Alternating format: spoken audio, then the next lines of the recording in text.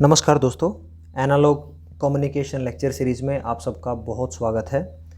इस वीडियो में envelope detectors के बारे में हम फिर से डिस्कस करेंगे। इससे जो पहला वीडियो था उसमें एम्पलीट्यूड मॉड्यूलेटेड सिग्नल एक सिंपल साइनोसॉइडल वेवफॉर्म लेके हमने प्रूफ किया था कि जो एनवलप डिटेक्टर है वो लास्ट में जो भी आपका एम्पलीट्यूड मॉड्यूलेटेड सिग्नल का एनवलप है वही हमें डिटेक्ट हो जाता है।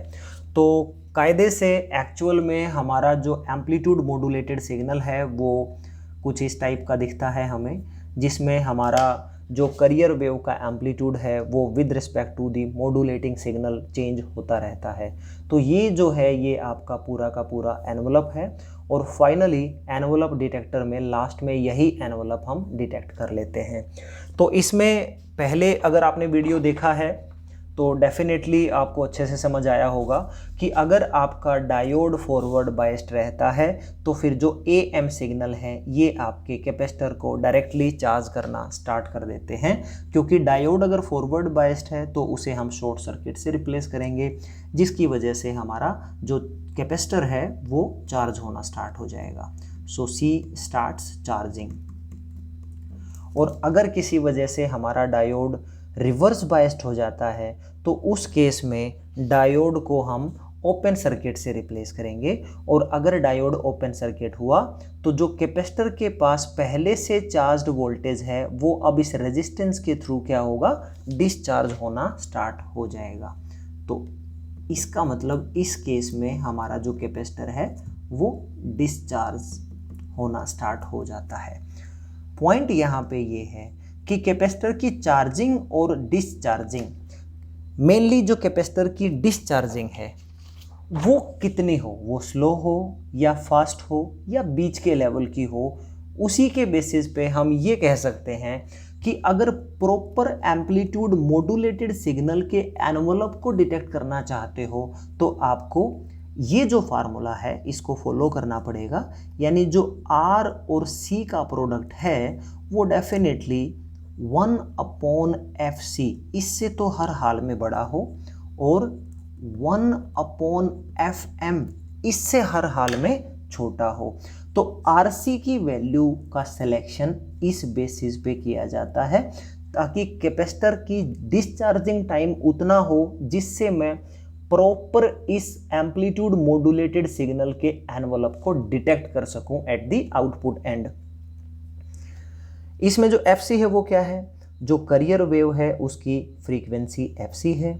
FM क्या है, जो मॉड्यूलेटिंग सिग्नल है उसका मैक्सिमम फ्रीक्वेंसी कंपोनेंट FM है।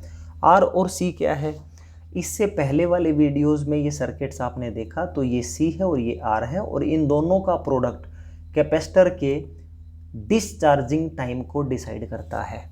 ठीक है, तो अब यहाँ पे पहला केस मैं लेके चलूँगा कि अगर मेरा RC प्रोडक्ट 1/FC से भी छोटा हो। देखो बच्चों, FC की वैल्यू बहुत ज़्यादा होती है, 1/FC ओवरऑल बहुत कम होगा और RC उससे भी कम। तो इसका मतलब क्या हुआ, इस पे RC कितना हुआ, RC हुआ वेरी स्मॉल।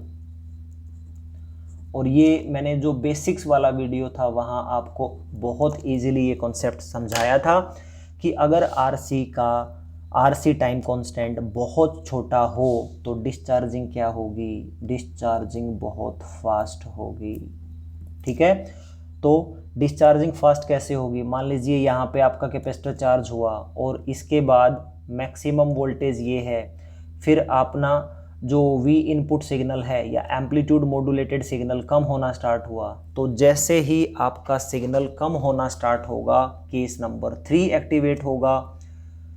इस केस में आपका जो डायोड है वो ओपन सर्किट्स होगा और कैपेसिटर रेजिस्टेंस के थ्रू डिस्चार्ज होना स्टार्ट होगा, लेकिन डिस्चार्जिंग बहुत फास्ट होगी।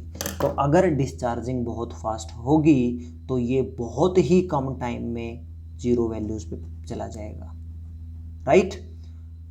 और जब आपका T3 टाइम, पिछले लेक्चर के रेफरेंस में अगर मैं बताऊं तो जब आपका T3 टाइम पे इनपुट सिग्नल यहाँ पहुँचेगा तो ये आपका यहाँ मान लीजिए इनपुट सिग्नल है तो इसके बीच में गैप काफ़ी ज़्यादा होगा।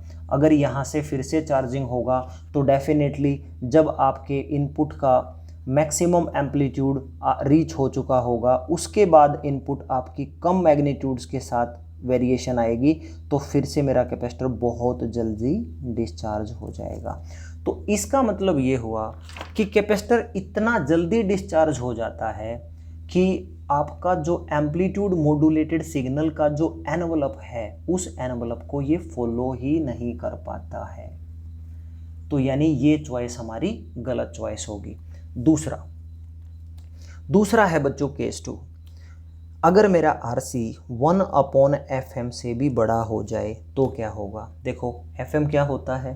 FM कंपेयर टू FC कम फ्रीक्वेंसी होती है, 1/ कम frequency that is high value, और RC उससे भी बड़ा है। तो इसका मतलब क्या हुआ?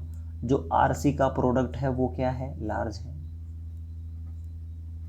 और RC अगर लार्ज है तो बेसिक कॉन्सेप्ट्स वाले वीडियोस में मैंने बताया था कि डिस्चार्जिंग क्या होगी? बहुत स्लो होगी। अगर डिस्चार्जिंग बहुत स्लो होगी तो देखेंगे उसका क्या इम्पैक्ट आएगा। सबसे पहले तो मान लीजिए कैपेसिटर आपका मैक्सिमम वोल्टेज तक चार्ज हो चुका है, ठीक है। इसके बाद जैसे ही आपका मैग्नीट्यूड कम होना स्टार्ट होगा तो आपका डायोड रिवर्स बायस्ड हो जाएगा और अब कैपेसिटर आपका डिस्चार्ज होना स्टार्ट करेगा। इसका मतलब ये है कि यहाँ से मेरा कैपेसिटर डिस्चार्ज होना स्टार्ट किया, लेकिन डिस्चार्ज बहुत स्लो होता है, यानी धीरे धीरे डिस्चार्ज हुआ। यहाँ पे कैपेसिटर की जो वोल्टेज है वो इनपुट वोल्टेज से कम रह गई, तो इनपुट वोल्टेज बढ़ती गई तो कैपेसिटर मेरा चार्ज हुआ।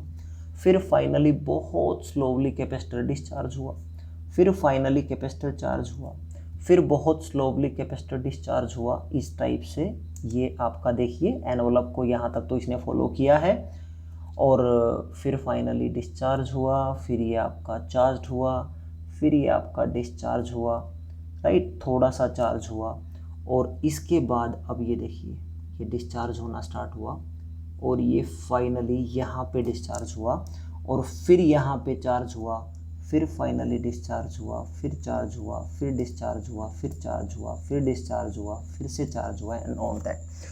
अब आप ये देखिए ध्यान से, ये जो आपकी इंफॉर्मेशंस थी, ये इंफॉर्मेशंस, ये इंफॉर्मेशंस बिल्कुल लॉस्ट हो चुकी है, बिकॉज कैपेसिटर की डिस्चार्जिंग इतनी स्लो है कि कैपेसिटर ये जो एनवलप था इसको फॉलो ही नहीं कर पाया।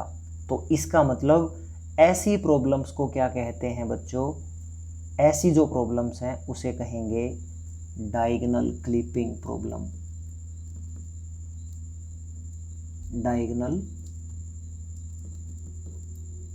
क्लिपिंग यानी जब आपका कैपेसिटर बहुत स्लोली डिस्चार्ज होता है तो इतना स्लो डिस्चार्ज की वजह से बीच में काफ़ी सारे एम्पलीट्यूड मॉड्यूलेटेड सैंपल्स ऐसे रह जाते हैं कि जो आपकी कैपेसिटर वोल्टेज है वो इसके बीच में आए एनवलप्स को रीड आउट नहीं कर पाता, इस एनवलप को फॉलो नहीं कर पाता। तो इसका मतलब डिस्चार्जिंग बहुत फास्ट होगी तो भी प्रॉब्लम है, डिस्चार्जिंग बहुत स्लो होगी तो भी प्रॉब्लम है, और ये प्रॉब्लम क्या कहते हैं? Diagonal clipping. और इसमें क्या होगा? जो हमारी VC यानी कैपेसिटर के अक्रॉस जो वोल्टेज है, बेसिकली वही तो आपकी आउटपुट वोल्टेज है। ये देखिए यहाँ जो वोल्टेज है वही तो आउटपुट वोल्टेज है। तो इसका मतलब ये हुआ VC does not follow envelope. किस केस में? जो हमारे स्मॉल मैग्नीट्यूड्स हैं उस केस में आपका जो एनवलप था, राइट, या एम्पलीट्यूड वेरिएशंस था, उसको फॉलो नहीं कर पाता हमारा कैपेसिटर के अक्रॉस जो वोल्टेज है, वो आपकी इंफॉर्मेशंस लॉस्ट हो जाती है। इस वजह से RC का जो सिलेक्शन है वो इन दो फ्रीक्वेंसीज के बेसिस पे किया जाता है, और ये आपका बच्चों बहुत ज़्यादा इम्पोर्टेंट है। यूनिवर्सिटी एग्ज़ाम में या कंपटीशन एग्ज़ाम में इसके बेसिस पे बहुत ज़्यादा न्यूमेरिकल पूछे जाते हैं। अब कोई आपको कहे कि डायगोनल क्लिपिंग जो प्रॉब्लम है इसको अवॉइड कैसे किया जाए, तो इसको अवॉइड कैसे करेंगे? RC जो है प्रोडक्ट वो आप लेस देन 1/FM कर दीजिए। तो ये आप लिखेंगे RC is strictly less than 1/FM। इस तरीके से आपकी ये जो प्रॉब्लम है ये अवॉइड हो जाएगी, राइट। तो इस वीडियो में मैंने आपको इन डिटेल एक्सप्लेन किया है कि जो कैपेसिटर का डिस्चार्जिंग टाइम है वो आपका आर और सी प्रोडक्ट पे डिपेंड करता है। आर सी का प्रोडक्ट इस पर्टिकुलर इक्वेशंस को सेटिस्फाई करेगा, तभी हमारा प्रॉपर एनवलप डिटेक्शन होगा। और हम क्या करेंगे, आउटपुट पे क्या मिलेगा, अगर मैं ये फॉलो करता हूं तो आउटपुट पे मेरा क्या मिलेगा, modulating signal, modulating signal with no loss, with no loss.